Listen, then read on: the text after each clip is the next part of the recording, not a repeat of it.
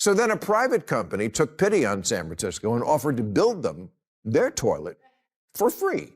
But after, quote, project management, construction management, architecture and engineering fees, permits, civic design review, surveys, contract preparation, and cost estimation, the free toilet was still going to cost almost $1 million. You know, if you tack on fees like that, you're not a city, you're an airline. It's no wonder that in 2021, San Francisco issued only 2,000 permits for new homes. Sure, there are people living in the streets, but that's because we want to make sure the apartments they don't live in are perfect. I don't fear AI anymore because it couldn't possibly be any more robotic than the humans who run things now. Picked a seconds that city facing a serious emergency, while the official response plan feels uncertain at best. That's the atmosphere many people are reacting to right now, and it explains why Bill Maher's recent comments about California are drawing attention. This time, he isn't leaning on his usual partisan humor. Instead, he's focusing on a deeper, less discussed issue that only becomes visible when things go wrong in real life. His focus is on large, entrenched systems that can turn straightforward problems into long, complicated processes. It's the kind of issue most people don't think about until delays or failures affect them directly. For viewers who like examining inefficiency wherever it appears, this topic tends to spark strong reactions. Some people will agree with nearly every point, while others will strongly disagree, and that contrast is exactly why the discussion resonates. Maher starts with an idea that sounds simple but carries weight. We can't control the weather, but we can control how prepared our institutions are when weather events become extreme. Fires, strong winds, drought, and shifting climate patterns are real factors, and few would deny that they matter. Climate change, in particular, can intensify these challenges and make emergencies more severe. Where the conversation shifts is around responsibility. It's true that no one can control the wind or stop a heat wave, but preparation doesn't stop there. Decisions about forest maintenance, water systems, emergency access, evacuation planning, and coordination happen long before a crisis begins. Those choices shape how fast and effectively a response can happen when it's actually needed. Maher questions whether existing systems are designed for speed and adaptability, or whether they naturally move slowly by design. He suggests that many structures are built to preserve procedures and internal safeguards first, with public outcomes coming later. In his framing, the core issue isn't about one political party versus another. Instead, he points to what he describes as a permanent layer of administration, not a conspiracy, but a network of roles focused on oversight, compliance, approvals, and reviews. Regulators, administrators, inspectors, consultants, and coordinators all play necessary roles, but when combined, they can create layers that make action difficult. His concern is that when systems prioritize process over results, the public ultimately bears the cost. But there is a deep state, which is the bureaucratic class that justifies its existence by making up new rules, and that's my job.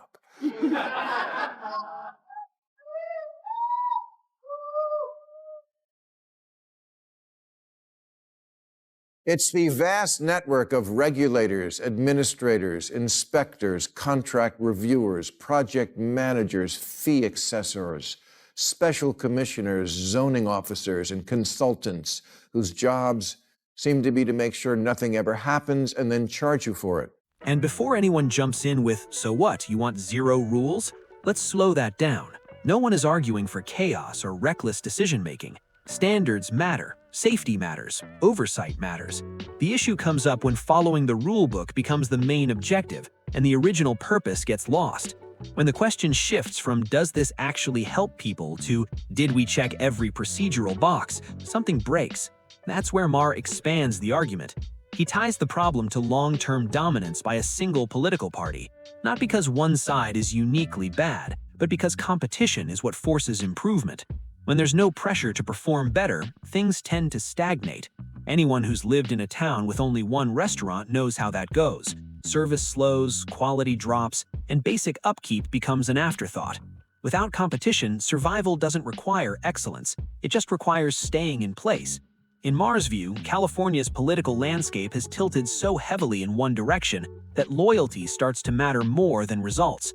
Supporters defend outcomes that clearly aren't working, simply because they're attached to the team behind them. When crises happen, that loyalty turns into reflexive defense rather than honest evaluation. This leads to a familiar response when things go wrong. Don't blame leadership, what could they have done? On the surface, that sounds reasonable, but then you remember that leadership decisions shape budgets, staffing, infrastructure priorities, long-term planning, and emergency readiness. Those are not abstract powers, they are direct responsibilities. Maher illustrates it with a simple comparison. If your home floods and the person you hired to fix it shows up weeks later and shrugs, saying water is unpredictable, do you reward that performance, or do you look for someone more reliable? The logic feels obvious in everyday life, yet somehow disappears in public governance. That brings him to the example that really grabbed attention, a public restroom project in San Francisco. Bureaucracy can sound distant and theoretical until it's tied to a concrete number. Once people hear that a single public toilet can cost over $1 million, the conversation suddenly becomes very real. In San Francisco, the city's so nice you'll step in poop twice.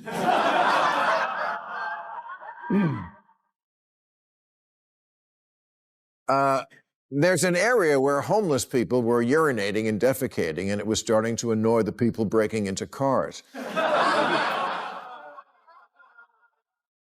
So the city tried to build a public toilet last year, but then gave up when the cost hit $1.7 million. Not $1.7 million for a public toilet system, $1.7 million for one toilet. And this wasn't some magic toilet that catches your phone when you drop it. According to the example Maher highlights, San Francisco set out to build a single public restroom, and the estimated cost climbed to around $1.7 million. Not a full system or multiple facilities, just one toilet. The humor lands because the figure feels absurd. At that price, people expect something high-end or unusually advanced, yet the end result is still a basic public facility. What makes the story stick is the context around it. San Francisco faces ongoing street sanitation challenges that are widely acknowledged. Issues related to waste, litter, and public health are part of everyday conversation. In that situation, basic infrastructure would seem like something handled quickly and directly. Instead, the process becomes prolonged and complicated. What should be a simple public works project turns into a sequence of reviews, approvals, and evaluations. Community input cycles, design considerations, and extensive reports add layers of delay and cost. The gap between the straightforward need and the complex process is what makes this example so effective. So then a private company took pity on San Francisco and offered to build them their toilet for free. But after, quote, project management, construction management, architecture and engineering fees, permits, civic design review, surveys, contract preparation, and cost estimation, the free toilet was still going to cost almost $1 million. You know, if you tack on fees like that, you're not a city, you're an airline. Maher's larger point is that bureaucracy doesn't just burn money, it actively slows or blocks solutions. Even when a private company steps in and offers to build a public restroom at no cost, it's still somehow not free. Why? Because that free project still has to pass through layers of management charges and administrative requirements. Project oversight fees stack on top of construction management costs, architectural and engineering reviews, permits, civic design standards, surveys, contract preparation, and cost analysis. Before long, the free restroom starts to resemble a free trial that quietly turns into a permanent subscription. You can't opt out. That's when Maher delivers one of his sharper lines. Once you pile on fees like that, you're no longer running a city, you're running an airline. The comparison lands because it's familiar. You book a cheap flight, and by the time you're finished, the price is tripled because you wanted to bring a bag, pick a seat, and exist comfortably for a few hours. In his telling, governance starts to feel the same way. Everything becomes an add-on, and nothing is straightforward.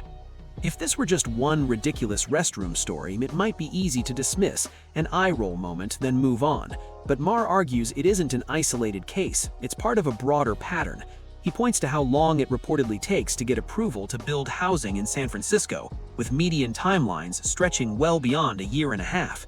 That's not a short delay, that's years of waiting while reviews are reviewed again. Then comes the comparison that really stings. That approval process now takes longer than it took to construct the Empire State Building. A massive landmark was completed faster than it now takes to get permission to build a single home. It's a contrast that highlights how dramatically priorities and processes have shifted. It feels like San Francisco is actually proud of being impossible. Asked about the toilet, a spokesman for the Department of Public Works said, "We are a city of public input." Okay, but I'm stepping in public output.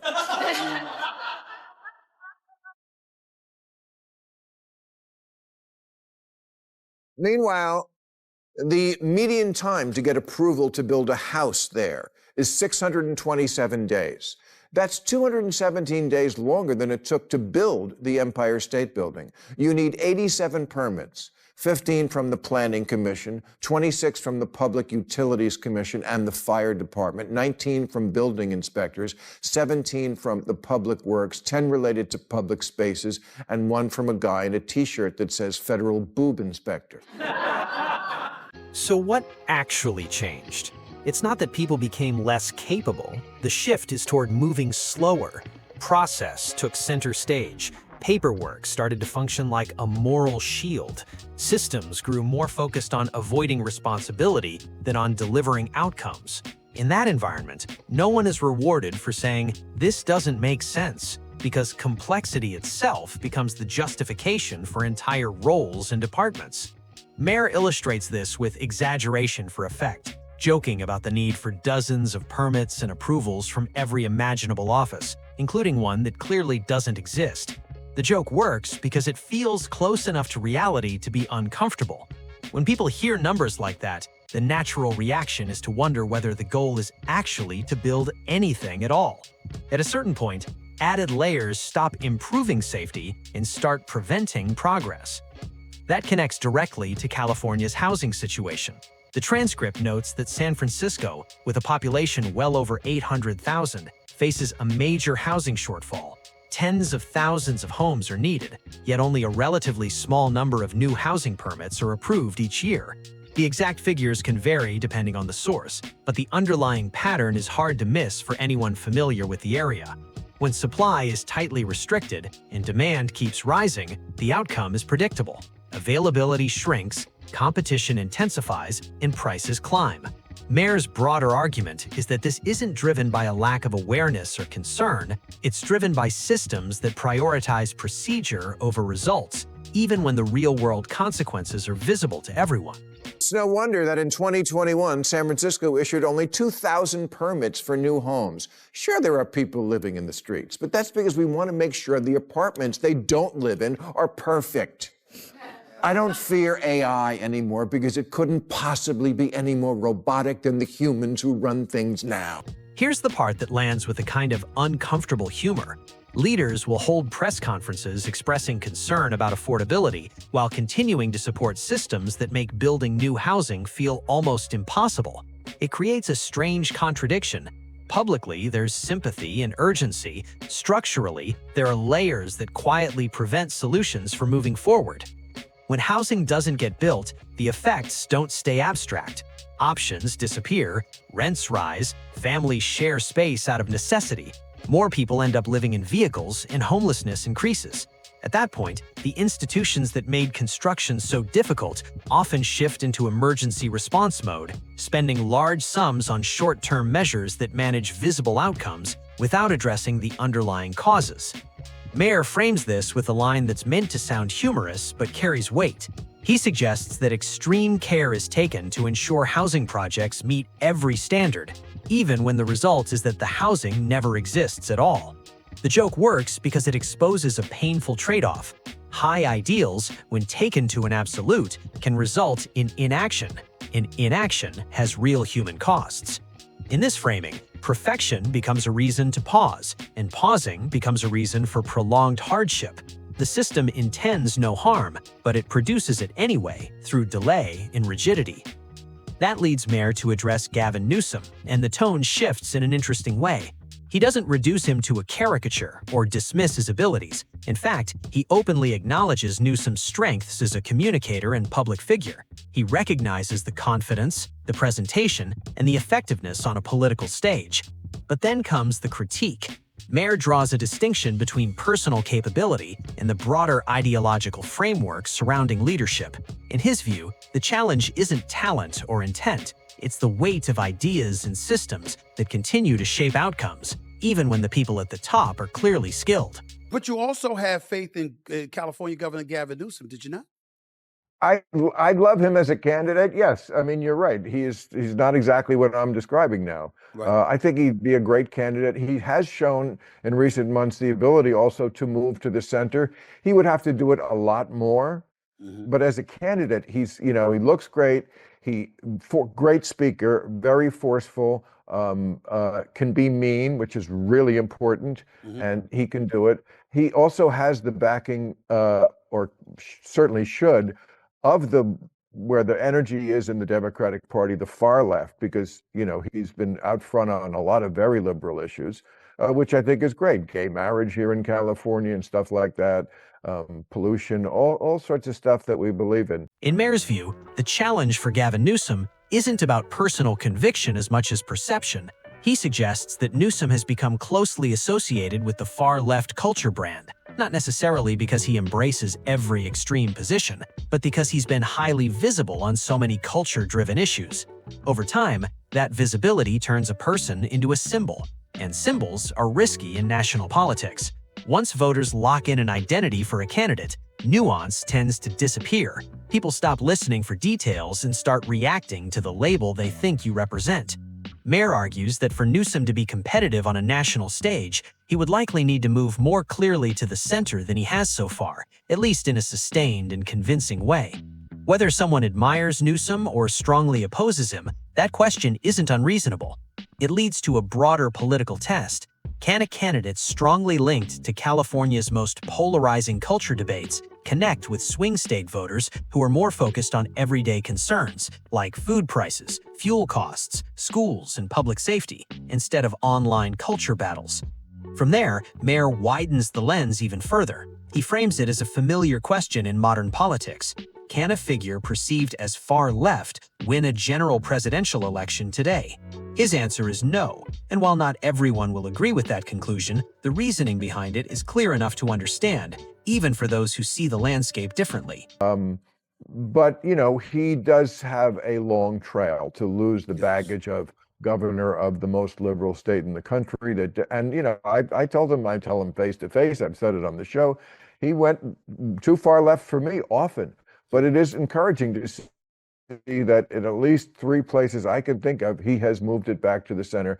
But he's got a long way to go if he wants to do that. Do you think a far lefty can win a national election in this day and age?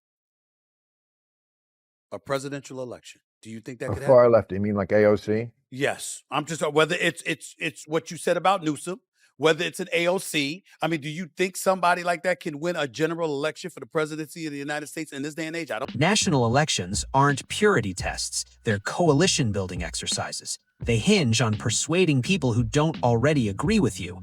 If the entire message is moral superiority, the audience narrows fast. Winning means reaching beyond the base. That isn't ideology, it's mechanics. Beneath the labels, Maher's argument goes deeper than a call to moderation. His focus is on governing as if outcomes actually matter. A government can be left, right, or somewhere in between, but none of that counts if it can't handle basic tasks at a reasonable speed and cost. That brings the discussion back to wildfires and emergency response. Maher points to things like water systems and hydrant readiness, which are often described as complex. His response is simple. Complexity isn't an excuse, it's the reason institutions exist. Managing difficult systems is the job. When a state collects major tax revenue and maintains large agencies, preparation is the expectation. If someone explains that delivering water during a crisis is complicated, the obvious question follows. Then why wasn't it handled beforehand? In an emergency, detailed explanations don't matter much. People care about results. They care whether systems work when tested.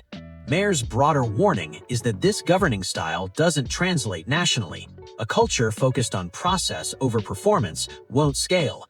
Voters may forgive disagreements and imperfections, but they won't forgive feeling like government takes their money, lectures them, and still fails to deliver the basics. may not be able to do much about the weather, but we do need a better plan for putting out a burning city than waiting for rain. America is so partisan now that even when there's a disaster of any kind, so many people choose to defend their own team, even over death. A lot of Democrats in this one-party state this week went right to, don't blame politicians, you can't do anything about the wind. Which is exactly half true, the wind part. Yes, fire is a tough fight out here, and yes, global warming absolutely makes it worse. But that's largely out of our control. What are we going to do, pass a ballot measure to make sure Chinese stop burning coal? When you line everything up, the picture becomes hard to ignore. Extremely expensive public projects, multi-year housing approvals, expanding permit requirements, a housing shortage feeding homelessness, and emergency responses slowed by complexity. Together, they point to a pattern rather than a string of coincidences. Maher's underlying argument is straightforward. This isn't a run of bad luck. It's the result of systems that prioritize paperwork over performance, presentation over outcomes, and loyalty over accountability. Those incentives don't appear overnight, but once they're in place, they shape everything that follows. What makes the critique resonate is that it isn't rooted in hostility toward the place itself. You can care deeply about California and still acknowledge where things aren't working. In fact, Maher suggests that the people who care most should be the ones most willing to speak up, because the potential is obvious. California has resources, talent, world-class universities, major industries, and a cultural footprint that reaches far beyond its borders. It's positioned to lead by example. That's why the contrast feels so sharp. A place with that much capacity shouldn't struggle with basic execution. When simple projects require extraordinary effort, it signals a system that's lost sight of its purpose. So let's turn the question outward for a moment. If your local government had to install a single public restroom, what do you honestly think it would cost, and how long would it take to complete? Would it be handled efficiently, or would it turn into a project so drawn out that the ribbon cutting happens years later? That's the real issue being raised here. It's not about left versus right. It's about whether people want institutions that can function, systems that can build, respond, repair, and adapt without collapsing under their own procedures. Maher's closing message, regardless of how one feels about his tone, comes down to a clear choice. Either reform systems, introduce accountability, and when you line everything up, the picture becomes hard to ignore.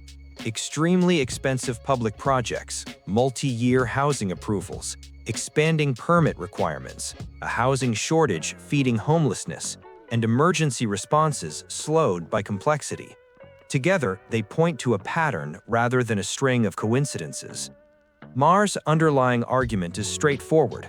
This isn't a run of bad luck. It's the result of systems that prioritize paperwork over performance, presentation over outcomes, and loyalty over accountability. Those incentives don't appear overnight, but once they're in place, they shape everything that follows. What makes the critique resonate is that it isn't rooted in hostility toward the place itself. You can care deeply about California and still acknowledge where things aren't working. In fact, Maher suggests that the people who care most should be the ones most willing to speak up, because the potential is obvious. California has resources, talent, world-class universities, major industries, and a cultural footprint that reaches far beyond its borders. It's positioned to lead by example. That's why the contrast feels so sharp. A place with that much capacity shouldn't struggle with basic execution.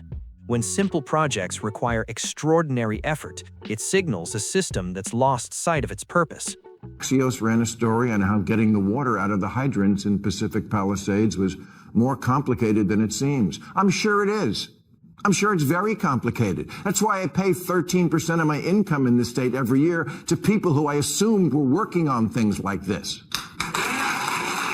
So let's turn the question outward for a moment. If your local government had to install a single public restroom, what do you honestly think it would cost, and how long would it take to complete? Would it be handled efficiently, or would it turn into a project so drawn out that the ribbon cutting happens years later? That's the real issue being raised here. It's not about left versus right. It's about whether people want institutions that can function, systems that can build, respond, repair, and adapt without collapsing under their own procedures. Maher's closing message, regardless of how one feels about his tone, comes down to a clear choice. Either reform systems, introduce accountability and competition, and measure success by results, or accept that the same problems will keep repeating under new language and new leadership. Debates about individual politicians, parties, or cultural disputes will continue, but they shouldn't distract from the larger issue operating in the background. Maher frames bureaucracy as the quiet force that absorbs energy and delays solutions. It doesn't announce itself as the problem, but it shapes outcomes all the same. When process becomes the goal, solutions struggle to survive. That's where the conversation opens up. What's the most inefficient government experience you've personally seen? A permit that took far longer than expected, a project that cost several times more than planned, a construction site that seemed permanent. Share it in the comments because the patterns tend to repeat no matter the location.